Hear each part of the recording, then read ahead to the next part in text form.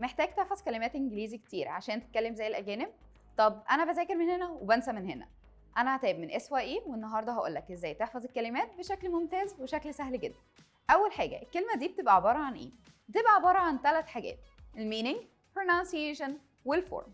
طب هنبدا بايه النهارده؟ هنبدا بالمينينج، لان المينينج هو اكتر حاجه احنا بنعمل اخطاء فيها.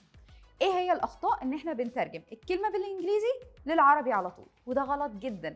فاول حاجه هنعملها ان احنا هندخل على جوجل، هنعمل سيرش بسيط جدا، هنكتب elephant مثلا، وهيطلع لنا صور للاليفنت. فبالتالي هتعرف الصوره بشكل مبسط جدا ان الاليفنت الكائن ده.